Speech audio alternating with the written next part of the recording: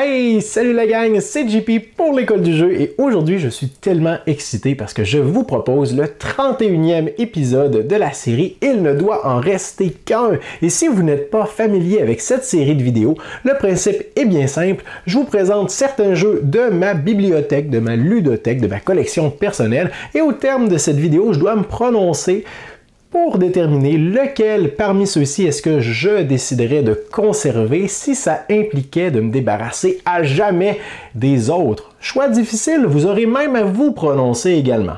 L'école du jeu, en partenariat avec la boutique L'Imaginaire, au-delà de vos attentes.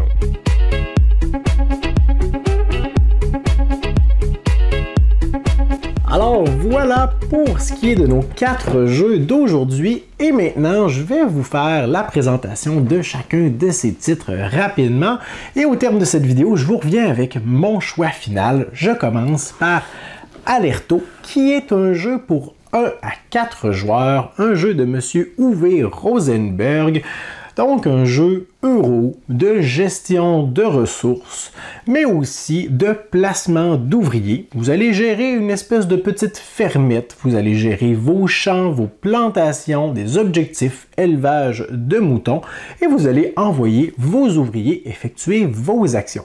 Quelques trucs particuliers dans Alerto. Premièrement, la gestion des champs. À chaque fois que vous allez produire dans votre champ, votre production va diminuer. Alors ce sera parfois utile de semer à nouveau. On a également des moutons qui ont une date d'expiration parce que oui, des moutons, ça ne vit pas éternellement. Alors ces moutons, lorsque vous allez les obtenir, vont demeurer disponibles pour votre utilisation, mais il est possible qu'ils meurent après quelques tours. Et finalement, ce qu'il y a également de particulier, c'est qu'il y a une tonne de cartes que vous allez pouvoir interchanger d'une partie à l'autre pour jouer à chaque fois avec des paquets différents. Ce que vous voulez essayer de faire potentiellement, c'est de réussir des objectifs ou bien essayer de améliorer, construire les différentes parties de votre petite maisonnette, ce qui vous permettra éventuellement de marquer beaucoup de points de victoire. Le prochain jeu dont je vous parle s'appelle Les Ruines perdues de Narak dans sa version française. C'est un jeu pour 1 à 4 joueurs, un jeu de placement d'ouvriers et de deck building. Ce que vous voudrez faire, eh bien, c'est d'explorer les ruines perdues de Narak. Et à chaque tour, vous allez avoir des cartes en main, comme dans un deck building régulier, et ces cartes vont vous énoncer les actions possibles. Vous allez pouvoir générer des ressources, vous allez pouvoir également générer des points d'exploration ou des points de déplacement, des bottes, des wagons, des avions, des bateaux que vous allez pouvoir déployer pour aller explorer certains endroits. Il y a des endroits qui sont plus difficiles d'accès, qui vont vous demander des moyens de transport plus performants que vous allez peut-être pouvoir récupérer en cours de partie. Mais ce que vous voulez faire, c'est surtout explorer le plateau. À chaque fois qu'on explore le plateau, on découvre un nouvel emplacement pour placer nos ouvriers.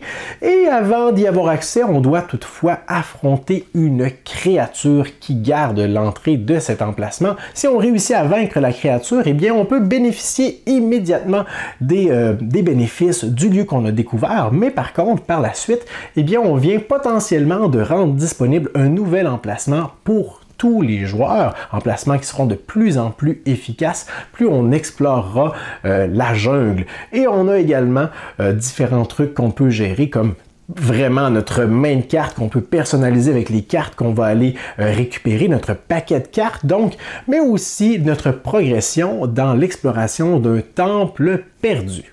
Le prochain jeu s'appelle L'Île des Chats. C'est également un jeu pour 1 à 4 joueurs dans lequel vous allez vouloir débarquer sur une île remplie de chats pour les rescaper parce que des attaques de pirates sont sur le point de survenir. Et ce que vous allez devoir faire, c'est de remplir le plus possible la cale de votre bateau, le pont de votre bateau, avec les chats que vous désirez rescaper. Chacun de ces chats est représenté par un polymino, une tuiles d'une forme bien précise que vous allez pouvoir récupérer et placer sur votre bateau. Il y a toutes sortes de choses qu'on veut faire dans ce jeu. On veut récupérer plusieurs chats d'une même famille et les installer de façon adjacente dans notre navire pour faire beaucoup de points en fin de partie. Il y a des cartes objectifs également qu'on peut récupérer qui vont nous demander de se concentrer sur différents aspects. On veut cacher les rats également qui se cachent sur notre bateau pour éviter de perdre des points en fin de partie. Et ce qui est particulièrement intéressant dans ce jeu, c'est qu'au début de chacun des tours, on va faire un draft de cartes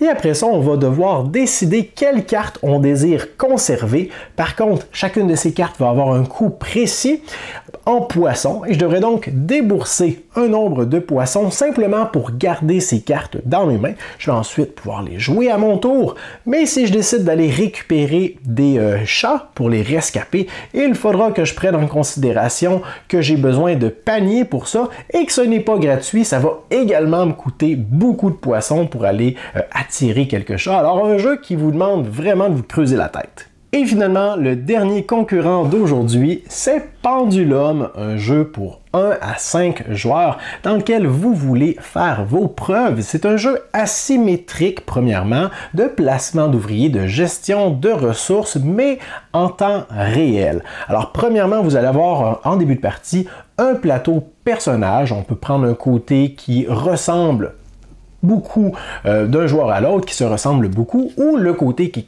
complètement différent, clairement asymétrique, qui va vous donner des avantages et des opportunités que les autres joueurs n'auront pas. Et ce que vous voulez faire, potentiellement, eh bien, c'est de placer des ouvriers sur le plateau pour effectuer des actions, générer des ressources et avancer vos différents marqueurs sur les 3 pistes de votre plateau personnel pour atteindre le parchemin et remporter la partie. Toutefois, l'aspect temps réel est déterminé par 3 chronomètres, 3 sabliers plutôt, d'une durée de 45 secondes, 2 minutes et 3 minutes. Et selon l'emplacement de ces sabliers, on vous indiquera les emplacements où vous pouvez placer des ouvriers et les emplacements où vous pouvez les activer par la suite. Et c'est à noter que les sabliers vont être retournés lorsque les joueurs vont remarquer qu'ils sont vides. Il y a une tonne d'actions disponibles. Et on doit toujours conserver un œil sur les opportunités qui s'offrent à nous parce que sinon, si un sablier est retourné au mauvais moment, eh bien ça peut nous coûter très cher. Alors voilà pour ce qui était des 4 concurrents d'aujourd'hui. J'espère que vous avez fait votre choix. Dans mon cas, parmi ces 4 jeux, s'il ne devait en rester qu'un, je choisirais l'Île des Chats. L'Île des Chats est vraiment mon jeu de polymino favori. La gestion des cartes qu'on décide de garder en main, le timing où on décide d'aller récupérer des chats également, où on va les placer, est-ce que je vais me concentrer sur les objectifs qui sont communs, mes objectifs personnels, sur les familles de chats, différentes choses qui peuvent nous rapporter des points et on ne peut pas tout faire, alors on n'a pas le choix de se brancher, de décider, de faire des choix qui sont vraiment déchirants. Sans aucun doute, c'est mon choix d'aujourd'hui. Alors voilà pour ce qui était de ce 31e épisode de la série. Il ne doit en rester qu'un. J'espère que vous avez apprécié et j'ai maintenant hâte de faire un tour dans la description pour aller lire quel aura été votre choix parmi les 4 jeux d'aujourd'hui. Si vous appréciez toujours cette série après 31 épisodes, eh bien laissez-moi un pouce vers le haut. Si vous venez de la découvrir, sachez qu'il y a 30 autres épisodes qui sont disponibles que vous pouvez aller visionner sur notre chaîne. Considérez vous abonner si ce n'est pas déjà fait. Et moi, je vous dis merci pour votre écoute. À la prochaine.